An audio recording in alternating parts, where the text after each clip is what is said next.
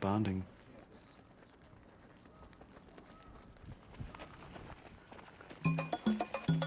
Back in the Sahara Desert, Lisa is well ahead in the women's division at the 9-mile marker, halfway through the first stage.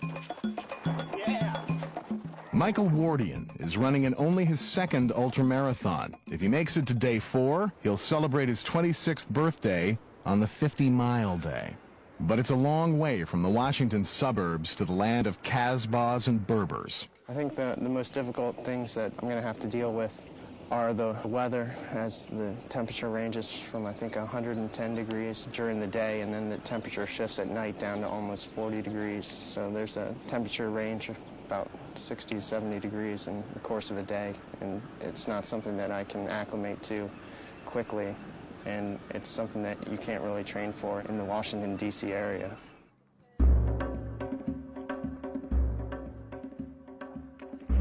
Who looks like they're fading?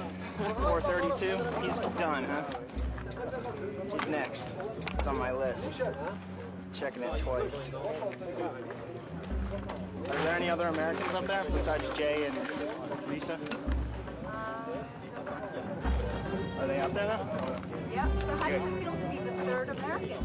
Feels pretty tasty. I want to keep it up. I want to catch up with those guys.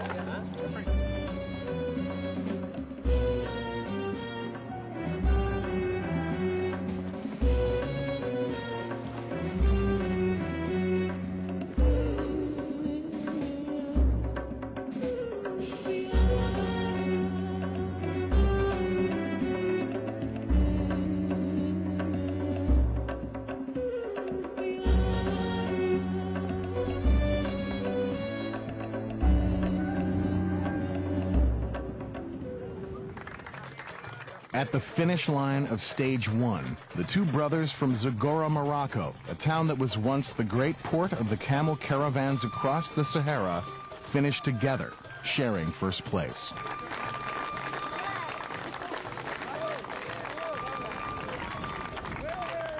Fabrizio Bernabe and Gilles Del finish only seconds behind them.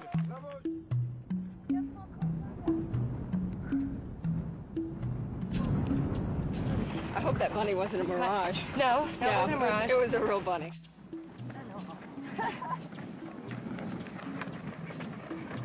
How are you? Thank you, yeah.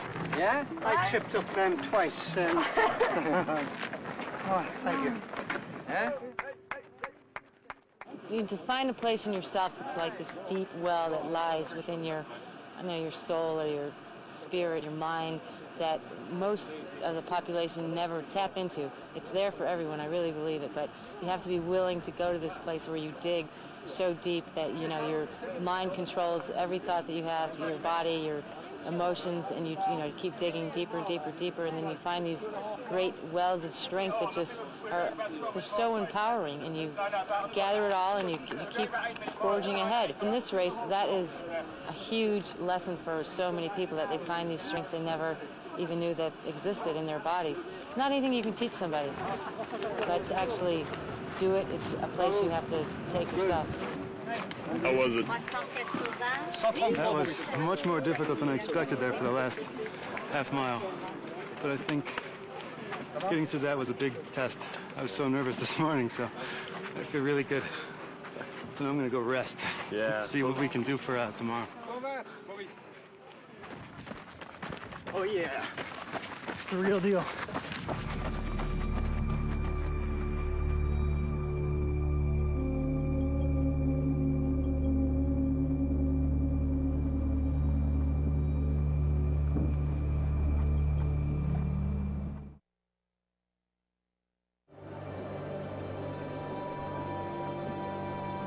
Dawn the next morning. With the first light, workers come to pack up the Berber blankets and desert tents to move them on to the next bivouac site somewhere out in the sands at the end of stage 2. Every day, it starts at 6 o'clock and these guys come racing around and you're out.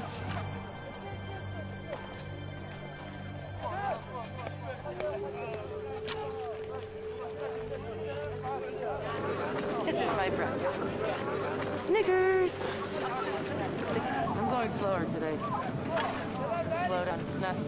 I didn't know I was leading, which is good, I guess. I do feel rested. So, what do you think today's going to be like? Same as yesterday.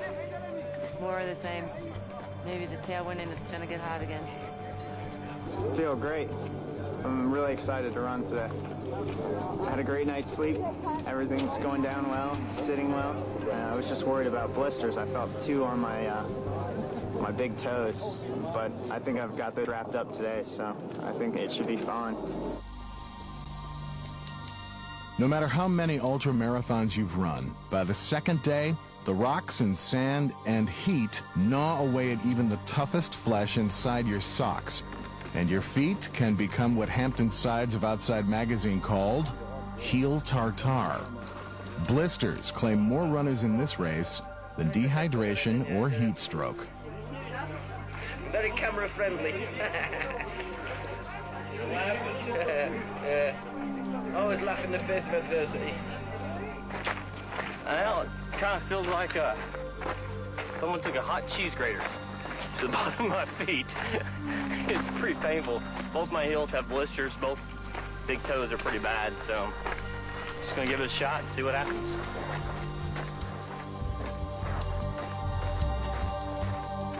The top runners will tell you this race is 90% mental, that you must will your body to survive the pain and the unending distance.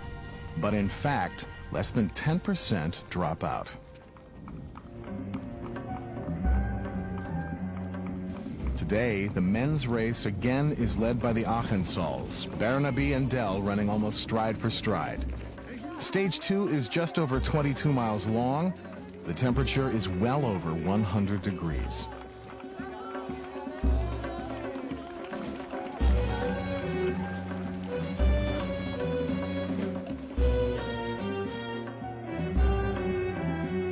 Rosanna Pellizzari, who won the marathon 2 years ago, trailed Lisa Smith by 6 minutes after the first stage, but she has come on strong today.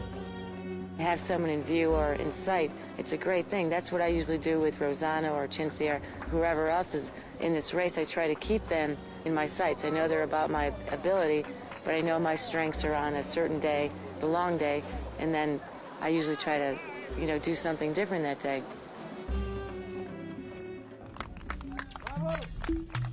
By the end of stage 2, La Seine crosses the finish line alone, having opened up a slight lead. He runs the 22-mile course in 2 hours and 19 minutes. Mohammed has dropped back into 3rd place, behind Gilles Dell, finishing 4 minutes later. On the women's side, Rosanna Pellizzari defeats Lisa by 2 minutes, but she's still 4 minutes behind overall.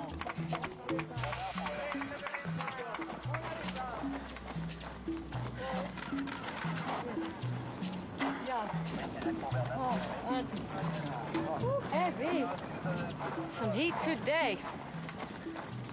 I tripped and I think I really screwed up my ankle roll, but it's fine.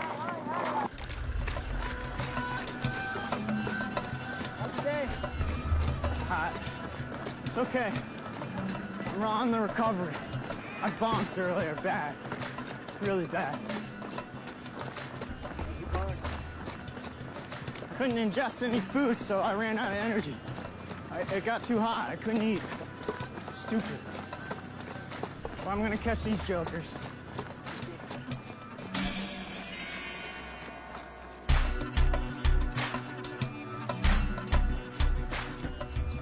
When I was out there and bonked, that's when I knew it was the Sahara, man. I just thought, well, at least there's nothing that can live out here.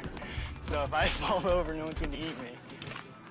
What I was telling all my tent mates here is that at least twice today I thought, what am I doing? Maybe I can just drop out at this next flag, or maybe this next checkpoint, because, even the best of the best go through thoughts of, God, I can't make it, I'm too tired, you feel like crap. I was really dizzy twice today. So what's the reward? The reward is seeing the big balloon in the distance and you know that you're going to get there, even if you have to walk. Lisa's been coaching me a little bit.